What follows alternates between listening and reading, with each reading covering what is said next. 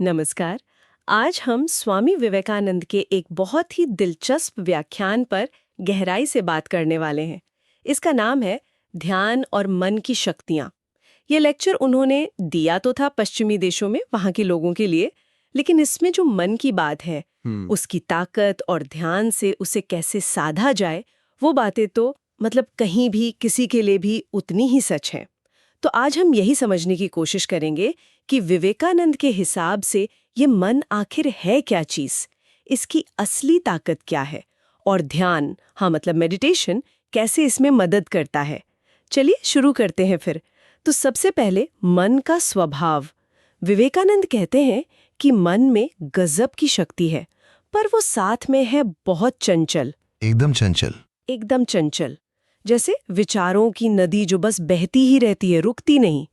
उन्होंने वो बंदर वाला उदाहरण दिया है ना, जो एक पल टिकता ही नहीं, उछल कूद करता रहता है। बिल्कुल।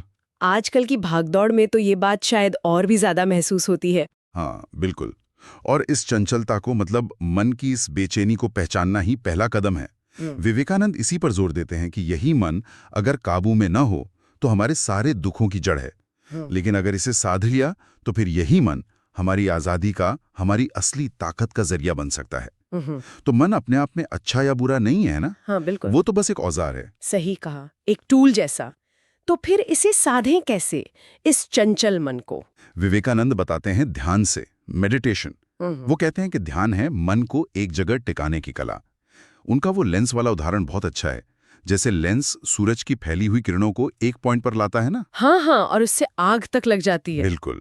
वैसे ही ध्यान हमारी बिखरी हुई दिमागी ताकत को एक जगह फोकस करता है।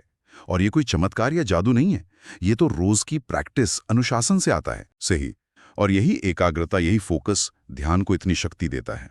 बिखरी हुई एनर्जी तो बेकार चली जाती है, पर जब उसे एक लक्ष्य पर लगाते हैं तो कमाल हो सकता है। और जरूरी बात यह है कि विवेकानंद इसे कोई रहस्य नहीं मानते कि सिर्फ योगी ही कर सकते हैं।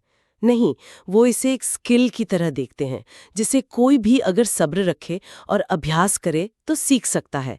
ये मन की ताकतों को एक दिशा देने का एक तरह से साइंटिफिक तरीका है। अच्छा, अब उस बात पर आते हैं जो अक्सर सुनने में आती है, मन की शक्तियां। विवेकानंद कहते हैं कि हाँ, मन को साधने से कुछ अजीब सी, असाधारण सी क्षमताएं आ सकती हैं। जैसे टेलीपैथी, बिना बोले दूसरों के विचार जानना, या भविष्य का अंदाजा लगना, या दूसरों के विचारों पर असर डालना, ये सब। लेकिन, और ये लेकिन बहुत जरूरी है, वो फौरन चेतावनी भी देते हैं कि इन शक्तियों के पीछे भागना ठीक नहीं।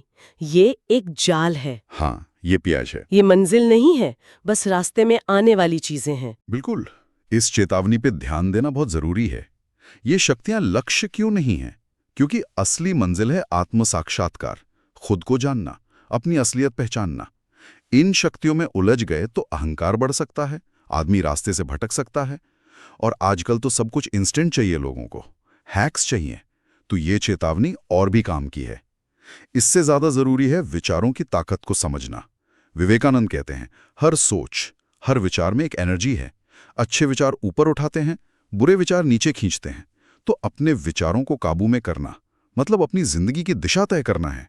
सुनने में तो ये सब बहुत गहरा लगता है, पर सवाल है कि रोज की जिंदगी में करें कैसे? विवेकानंद इसके लिए कुछ प्रैक्टिकल स्टेप्स भी बताते हैं, बहुत सीधे साधे।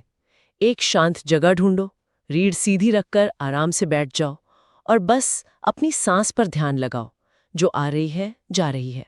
और मन, वो तो भटकेगा ही। हाँ, वो पक्का भटकेगा। तो जब भटके तो बिना गुस्साए, बिना परेशान हुए आराम से उसे वापस सांस पर ले आओ, बस। इसमें सबसे जरूरी है नियमितता, रेगुलरिटी। विवेकानंद रोज अभ्यास पर बहुत जोर देते हैं, चाहे थोड़ी देर के लिए ही करो। ये सब्र का काम है। जैसे पौधे को रोज पानी देते हैं ना, धीरे धीरे बढ़ता है, वैसे ही मन भी रोज के अभ्यास से धीरे धीरे शांत और मजबूत होता है। आज की लाइफ में मुश्किल लगता है, पर यही अनुशासन, यही कुंजी है मन को साधने की। अपने अंदर की दुनिया को मजबूत बनाना है ये। और आखिर में विवेकानंद के हिसाब से इस सारी मेहनत का, इस साधना का सबसे बड़ा लक्ष्य क्या है? वो है मन पर पूरी तरह से काबू पाना, जीत हासिल करना, ताकि इंसान अपनी आत्मा को, अपने असली रूप को जान सके, जिसे आत्मज्ञान कहते हैं। उनका वो मशहूर कोट है ना, जिसने अपने मन को जीत लिया उसने समझो ब्रह्मांड को जीत लिया। हाँ, ये बहुत गहरी बात है। मतलब बाहर की दुनिया जीतने से पहले अंदर की दुनिया जीतनी है। असली शांति, असली आज़ादी तभी है जब मन हमारा कहा माने, न कि हम मन के गुलाम बन जाएं। ध्यान हमें वो रास्ता दिखाता है जिससे हम अपनी अंदरूनी शक्तियों तक पहुंच सकें। पर ये एक जिम्मेदारी भी देता है कि इन शक्तियों का इस्तेमाल अपने बड़प्पन के लिए या दूसरों पर रौब जमाने के लिए नहीं करना है, बल्कि अपने और सबके भले के लिए करना है। तो इन सब बातों का निचोड़ क्या निकला? विवेकानंद के अनुसार ध्यान सिर्फ स्ट्रेस कम करने या शांत होने की कोई तकनीक नहीं है। ये अपने मन की जबरदस्त शक्तियों को समझने का, उन्हें कंट्रोल करने का और आखिर में आत्म साक्षात्कार तक पहुंचने का एक वैज्ञानिक और आध्यात्मिक रास्ता है। और यहीं पर हम अपने सुनने वालों के लिए एक सवाल छोड़ जाते हैं। विवेकानंद कहते हैं, मन को जीतना ब्रह्मांड को जीतने जैसा है। तो आज के इस भागदौड़ वाली दुनिया में अपने इस भीतरी ब्रह्मांड को, यानी अपने विचारों, अपनी भावनाओं, इच्छाओं, इनको जीतने का असल में मतलब क्या हो सकता है? सोचिएगा इस पर।